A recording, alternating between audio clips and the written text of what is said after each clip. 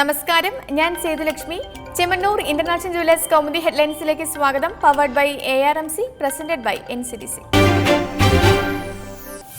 ആരോപണങ്ങൾക്ക് മറുപടി.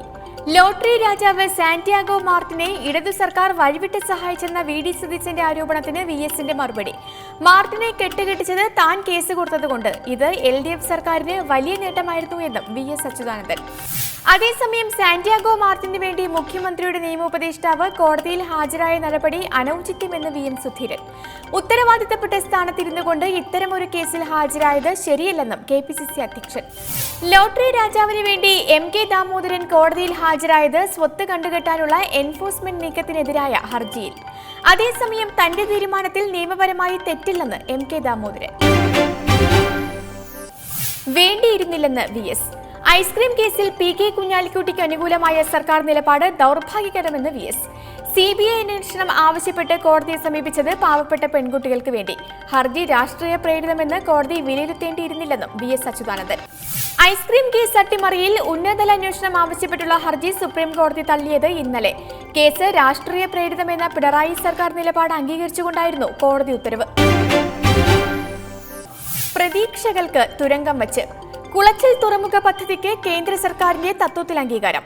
അനുമതി തമിഴ്നാട്ടിലെ ഇനയത്ത് പദ്ധതി നടപ്പാക്കാൻ. കണ്ടെയ്നർ നീക്കത്തിന്റെ പ്രധാന കവാടമായി കുളച്ചൽ മാറിയാൽ ഭീഷണിയാകുന്നത് കേരളത്തിന്റെ വിഴിഞ്ഞം സ്വപ്നങ്ങൾക്ക്. കേരളത്തിന് തിരിച്ചടിയാകുന്ന തീരുമാനം ഇന്ന് ചേർന്ന കേന്ദ്ര മന്ത്രിസഭാ യോഗത്തിൽ. ആക്സിസ് ബാങ്കിന്റെ നേരിട്ടുള്ള വിദേശ നിക്ഷേപം 62% നിന്ന് 72% ഉയർത്തി. രാജ്യത്തെ പ്രധാന ഹൈക്കോടതികളുടെ പേര് മാറ്റാനും തീരുമാനം. കൽക്കട്ട ഹൈക്കോടതി കൊൽക്കത്ത എന്നും ബോംബെ മുംബൈ എന്നും മദ്രാസ് ചെന്നൈ ഹൈക്കോടതി എന്നും അറിയപ്പെടും. മുഖച്ഛായ മാറ്റി മോദി. ദളിത് പിന്നാക്ക വിഭാഗങ്ങൾക്ക് മുൻതൂക്കം നൽകി മോദി സർക്കാരിന്റെ ആദ്യ പുനഃസംഘടന. മന്ത്രിസഭയിൽ സ്വതന്ത്ര ചുമതല വഹിച്ചിരുന്ന വനം പരിസ്ഥിതി മന്ത്രി പ്രകാശ് ജാവദേക്കറിന് ക്യാബിനറ്റ് പദവി. രാഷ്ട്രപതി ഭവനിൽ നടന്ന ചടങ്ങിൽ സത്യപ്രതിജ്ഞ ചെയ്ത് അധികാരമേറ്റത് 19 പുതുമുഖ മന്ത്രിമാർ. അഴിച്ചുപണിയെ തുടർന്ന് പുറത്തുപോയത് നിഹൽ ചന്ദ് ഉൾപ്പെടെ 5 സഹമന്ത്രിമാർ. ഉത്തരേന്ത്യൻ സംസ്ഥാനങ്ങളിലെ തിരഞ്ഞെടുപ്പ് ലക്ഷ്യമിട്ടുള്ള പുനഃസംഘടനയിൽ കൂടുതൽ മന്ത്രിമാർ രാജസ്ഥാനിൽ നിന്ന് 4 പേർ. ദളിത് വിഭാഗത്തിന്റെ പ്രതിനിധികളായി രാംദോസ് അത്തേവാല, അജയ് താംത, കൃഷ്ണരാജ് എന്നിവർ. UPയിലെ BJP സഖ്യകക്ഷിയായ അപ്നാദൾ MP അനുപ്രിയ പട്ടേലും മന്ത്രിസ്ഥാനം. രാജസ്ഥാനിൽ നിന്നുള്ള BJP MPയും മുൻ ഡൽഹി അധ്യക്ഷനുമായ Vijay Goel, Lok Sabha chief whip Arjun Meghwal, SS Ahluwalia, MJ Akbar എന്നിവർ പുതുമുഖങ്ങളിൽ പ്രമുഖർ. മന്ത്രിസഭയിലെ പുതിയ ദളിത് അംഗങ്ങളായി 5 പേർ.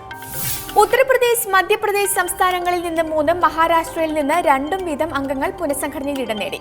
പ്രധാനമന്ത്രി ഉൾപ്പെടെ 66 അംഗങ്ങളാണ് നേരത്തെ മന്ത്രിസഭയിലുണ്ടായിരുന്നത്.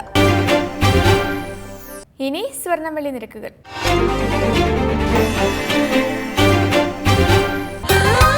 ദുബായ് ഗോൾഡ് ആൻഡ് ഡയമണ്ട് സ്വർണ്ണവെള്ളി നിരക്കുകൾ നിങ്ങൾക്കായി അവതരിപ്പിക്കുന്നത്